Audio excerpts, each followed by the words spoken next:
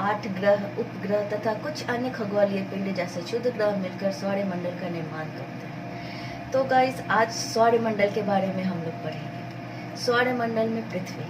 मैं श्वेता तिवारी और आप देख रहे हैं RV classes 30 believe in good teaching. सौरमंडल जैसा कि मैंने पहले बताया, सूर्य, 8 ग्रह, उपग्रह, क्षुद्र ग्रह, उल्का पिंड, ये सारी चीजें मिलकर सौरमंडल का निर्माण करते हैं। सौरमंडल को हम लोग सौर परिवार के भी नाम से जानते हैं और इसी मंडल में हमारा पृथ्वी रहता है। तो चलिए गाइस, पृथ्वी के बारे में पढ़ते हैं। पृथ्वी, जिस पर हम रहते हैं, एकमात्र ऐसा ग्रह जहाँ पर जीवन पाया जाता है। यह अपना संपूर्ण प्रकाश और संपूर्ण ऊर्जा सूर्य से प्राप्त करता है। सूर्य जो एक तारा है, जी हाँ, सूर्य जो है वो सबसे चमकीला तारा है जो उष्मा और प्रकाश का भंडार लिए है और ये सारे ग्रहों को उष्मा और प्रकाश देता है। अब तो पृथ्वी के सबसे नजदीक का तारा है और ये सूर्य जो है पृथ्वी के सबसे नजदीक का तारा है। पृथ्वी को बहुत अधिक दूर से जैसे चंद्रमा देख रहा है, वैसा ही उसकी चमकती हुई चांदनी भी देखती है। यानी कि चंद्रमा की जो चांदनी है, चंद्रमा की जो चमक है, वो भी सूर्य से ही प्राप्त होती है। इसके बाद अगर हम पढ़ेंगे सूर्य के बारे में, तो सौर परिवार का मुखिया है सूर्य। सूर्य सौरमंडल के केंद्र में स्थित है। यह बहुत बड़ा है एवं अत्यधिक गर्म गैसों से बना है। इसका खिंचाव बल इसमें सौरमंडल के बांधे रखता है। यानी कि देखिए, सारे ग्रहों का जो निर्माण हुआ, वो सारे ग्रह सूर्य से निकले। सूर्य में अचानक से विस्फोट होने लगा, जिसकी वजह से 8 ग्रहों का निर्माण हुआ। 8 ग्रहों का निर्माण हुआ और इन ग्रहों में ही सूर्य जो है, उसकी गुरुत्वाकर्षण जो होती है, वो सारे ग्रहों को अपनी तरफ खींच के रखती है। तो सूर्य से ही सारे ग्रहों का निर्माण हुआ है। जैसे कि पृथ्वी के बारे में मैंने आपको बताया कि पृथ्वी ही ऐसा एक प्लैनेट है जिसमें अभी तक लाइफ के प्रमाण मिले हैं और ऐसे बहुत सारे खगोल विज्ञानी जो हैं, जो भी हमारे रिसर्चर्स हैं, वैज्ञानिक हैं, वो इन चीज़ों की खोज में लगे हैं कि और भी कहीं जीवन है या केवल पृथ्वी पर ही है। अभी तक ऐसा तो कोई प्रमाण नहीं मिल पाया है, बस अंदाजा किया जाता है कि पृथ्वी के अलावा कहीं किसी दूसरे प्लैनेट में भी कुछ जीवन के साक्ष्य मौजूद हो सकते हैं। अब हम पृथ्वी के पूर्णिमा के बारे में पढ़ते हैं। पूर्णिमा, जहाँ पे पूर्ण चंद्रमा नजर आता है। पूर्ण चंद्रमा यानी कि जिसे हम लोग पूर्णिमा कहते हैं। जिस दिन सबसे ज्यादा चंद्रमा चमकीला होता है, उसे हम लोग पूर्णिमा कहते हैं। अमावस्या, 15 दिन के बाद हम इसे नहीं देख सकते, मतलब 15 दिन के बाद चंद्रमा नजर नहीं आता। उस दिन पूरी तरह से अंधेरा छाया रहता है, इसलिए वह दिन हम अमावस्या के नाम से जानते हैं। अब हम लोग पढ़ेंगे खगोलीय पिंड के बारे में। खगोलीय पिंड क्या होता है? सूर्य, चंद्रमा तथा वे सभी वस्तुएं जो रात के समय आसमान में चमकती हैं, ये सारी पिंडें खगोलीय पिंड कहलाती है। यानी कि जो भी चमकती हुई चीजें होती हैं, वो खगोलीय पिंड कहलाती है। कुछ खगोलीय पिंड बड़े आकार के होते हैं और काफी गर्म होते हैं। उनमें बहुत ज्यादा गैसेस भी पाई जाती हैं और इनके पास अपनी उष्मा और प्रकाश भी होते हैं, जिससे वे बहुत बड़ी मात्रा में उत्सर्जित करते हैं। इन खगोलीय पिंडों को तारा कहते हैं और सूर्य भी एक तारा है, जैसा मैंने आपको बताया। अब हम लोग पढ़ेंगे नक्षत्र के बारे में। तारों के विभिन्न समूहों द्वारा बनाई गई विभिन्न आकृतियां। अगर हम रात्रि के समय में छत पर चले जाएं और आसमान में तारों को देखें, तो हर एक तारे कोई ना कोई आकृति बिखेरता है, हर एक तारे कोई ना कोई छवि बनाता है। तो इससे ही इन्हीं आकृतियों को नक्षत्र कहा जाता है, नक्षत्र मंडल कहते हैं। आर्स मेजर तथा बिग बियर जैसे नक्षत्र मंडल यहाँ पर पाए गए हैं। बियर या सप्तऋषि, यह 7 तारों का समूह होता है और जो नक्षत्र मंडल में आर्स मेजर का भाग होता है। इसी तरह हम लोग ध्रुव तारा के बारे में पढ़ते हैं। तो प्राचीन समय में जब रात्रि के समय में लोग जाते थे, जब टाइम मतलब उन्हें दिशा की सूचना नहीं मिलती थी, समय समझ में नहीं आता था, तो वो किस तरह से अपनी समय को आगे बढ़ाते थे, किस तरह से जानते थे कि आखिर हमें किस दिशा में जाना है, हमें क्या करना है। तो ये ध्रुव तारा जो था, उन्हें दिशा का संकेत देता था। यह हमेशा उत्तर दिशा में रहता है और सबसे चमकीला तारा होता है। इसलिए इसे ध्रुव तारा के नाम से जाना जाता है। प्राचीन समय में लोग रात्रि में दिशा का निर्धारण तारों की सहायता से करते थे। उत्तरी तारा उत्तर दिशा को बताता था, जिसे हम ध्रुव तारा के नाम से जानते हैं। गाइस, यहाँ पर जानने वाली बात ये है कि सबसे पहले आप लोगों को जानना होगा कि ध्रुव तारा जो है वो इतना महत्वपूर्ण क्यों है।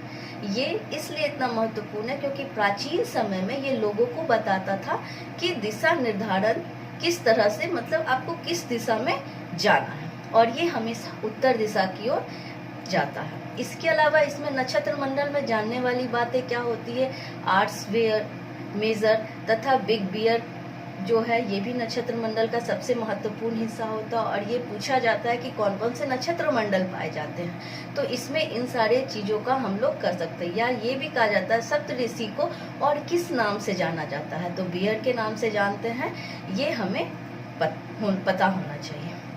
अब हम लोग आगे बढ़ते हैं और ग्रहों के बारे में जानते हैं कि ग्रह क्या होते हैं। तो कुछ खगोल पिंडों में अपना प्रकाश नहीं होता और ना ही ऊष्मा होती है, वे तारों के प्रकाश से प्रकाशित होते हैं और ऐसे पिंड ग्रह कहलाते हैं। खगोलीय पिंडों में इनकी गति के संबंध में अध्ययन करने वालों को खगोल शास्त्री कहते हैं। यानी कि जो भी ग्रहों के बारे में अध्ययन करते हैं, जो तारों के बारे में अध्ययन करते हैं, जो ब्रह्मांड का अध्ययन करते हैं, उन्हें हम लोग खगोल शास्त्री कहते हैं। इसके अलावा आर्यभट्ट भारत के सबसे प्रसिद्ध और सबसे पहले खगोल शास्त्री थे। इस ग्रह, जिसे अंग्रेजी में प्लैनेट कहते हैं, ये ग्रीक शब्द से लिया गया है, यानी कि इसकी उत्पत्ति ग्रीक शब्द से हुई है और ग्रीक में इसे प्लेनेटाइन का शब्द कहा गया है, जिसका अर्थ होता है परिभ्रमण, यानी कि चारों ओर भ्रमण करने वाले। अब इसके बाद हम लोग उपग्रह में आते हैं। उपग्रह आसमान में दिखाई देने वाला चंद्रमा एक उपग्रह है जी। इसकी चंद्रमा के साइड में मैं ये बताना चाहती हूँ कि चंद्रमा की उत्पत्ति के समय में ये बताया गया है कि जो उसका जगह, जो वो चंद्रमा स्पेस घेरता है, वो प्रशांत महासागर से निकला है। यानी कि ये जो भाग चंद्रमा का है वो प्रशांत महासागर से टूटकर अलग हुआ है। जब पृथ्वी बन रही थी, जब पृथ्वी आई थी तो बहुत गर्म थी, तो उसमें हमेशा कुछ ना कुछ बदलाव होते जाते थे, वो टूटती रहती थी, बनती रहती थी। तो इसी टूटने और बनने के क्रम में पैसिफिक ओशियन जो था, वहां सा एक भाग निकलकर पृथ्वी से थोड़ा सा दूर आ गया और उसी की परिक्रमा करने लगा, और यही चंद्रमा का रूप है। तो चंद्रमा पृथ्वी का एकमात्र उपग्रह है। यह हमारी पृथ्वी का सहचर भी कहलाता है, जो इसके चारों ओर चक्कर काटते रहता है। अब सबसे पहले जानने वाली बात यहाँ पर यह होती है कि ज्योग्राफी क्या है। तो ज्योग्राफी इंग्लिश शब्द में मतलब ज्योग्राफी एक इंग्लिश शब्द है। यह ग्रीक भाषा से लिया गया, इसकी भी जन्म जो हुई है वो ग्रीक भाषा से ही हुई है, और इसका अर्थ होता है पृथ्वी का विवरण। ज्योग्राफी पृथ्वी का विवरण, जियोलॉजी पृथ्वी के अध्ययन, ज्योमेट्री पृथ्वी का मापन, और जियोलॉइड पृथ्वी के आकार के अनुरूप। ये सारी चीजें आप लोगों को वन वर्ड सब्स्टिट्यूशन में पूछा जाता है कि ज्योग्राफी किसे कहते हैं। तो ज्योग्राफी पृथ्वी के विवरण होता है। जियोलॉजी क्या होता है, तो पृथ्वी के अध्ययन को कहा जाता है। जियोमेट्री क्या होता है, पृथ्वी के मापन को कहा जाता है। और जियोलाइट क्या होता है, पृथ्वी के आकार के अनुरूप को बताया जाता है। तो ये सारी चीजें भी आपके जीएस पर्पस से बहुत इंपॉर्टेंट है, और जीएस के क्वेश्चन में ये सारी चीजें आती हैं। अब इसके बाद हम सूर्य की ओर चलते हैं। सौर्य परिवार का मुखिया है भाई। हमारे घर में भी सारे लोग मुखिया होते हैं, तो इसी तरह से सौर्य परिवार का भी ये एक मुखिया होता है। सूर्य सौर मंडल के केंद्र में स्थित है, और यह बहुत बड़ा और अत्यधिक गर्म गैसों वाला होता है। इसका खिंचाव बल संपूर्ण ग्रहों को बांध कर रखता है। सौर मंडल को ये बांध कर रखता है, क्योंकि सारे प्लैनेट जो होते हैं इसी से निकले हैं, इसीलिए इसी की परिभ्रमण करते रहते हैं।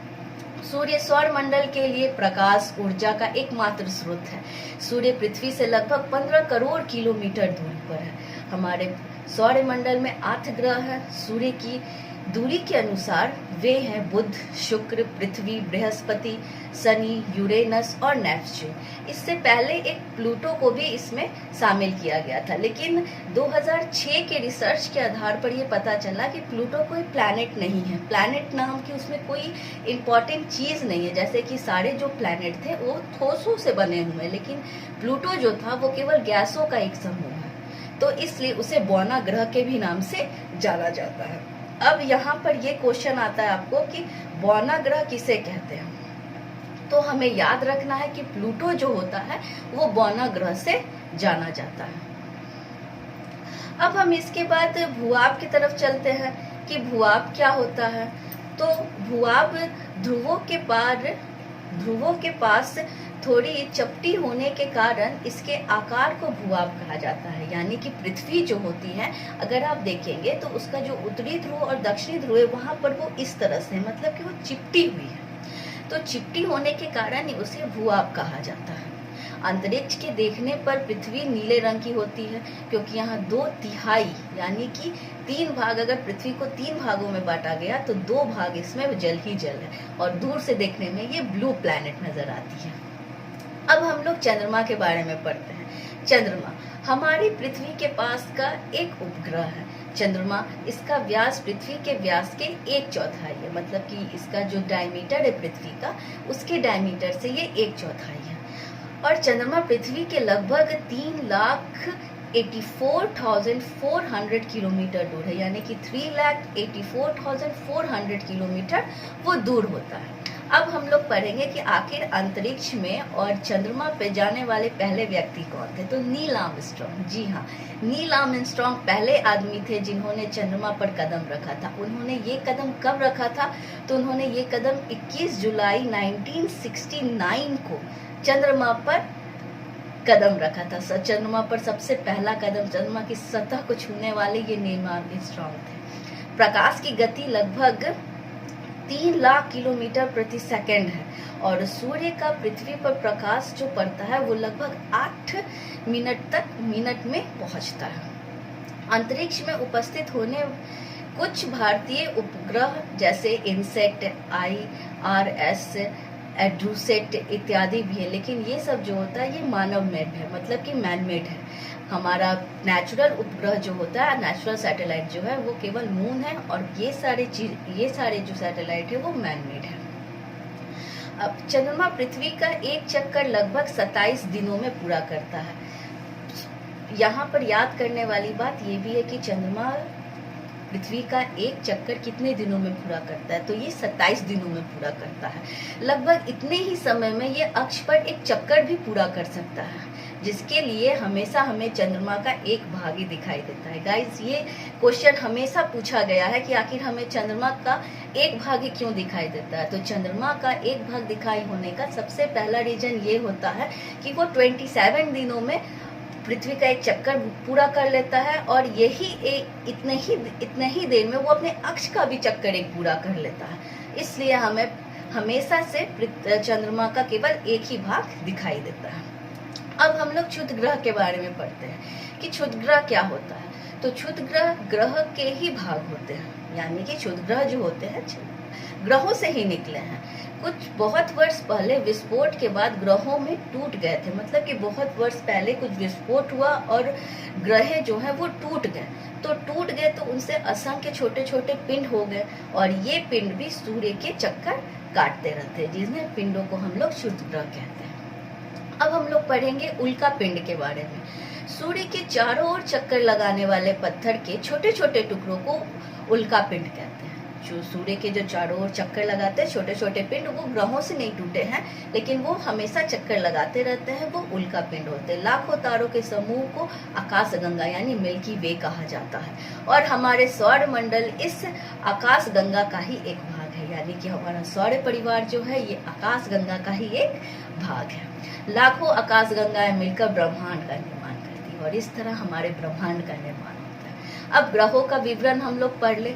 बुध ग्रह सूर्य के सबसे नजदीक है। ये सारी जो इन्फॉर्मेशन है आप लोगों को याद करने वाली इन्फॉर्मेशन होती है, ये सिविल्स के एग्जामिनेशन के लिए बहुत इम्पोर्टेंट है। जैसे कि सूर्य के सबसे नजदीक का ग्रह बुध है, यह सबसे छोटा और सबसे हल्का ग्रह होता है, और सूर्य की परिक्रमा जो होती है ये 88 दिनों में पूरा करता है।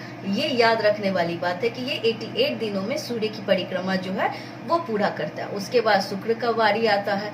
यह पृथ्वी का निकटतम और सबसे चमकीला और सबसे गर्म ग्रह है। अब गाइज यहाँ पर क्वेश्चन होता है कि बुध तो सबसे नजदीक का ग्रह है सूर्य का, तो अकॉर्डिंगली तो बुध को गर्म होना चाहिए। तो आप मुझे कमेंट करके बताइए कि बुध को गर्म ना कह के शुक्र को गर्म ग्रह की दर्जा क्यों दी गई है।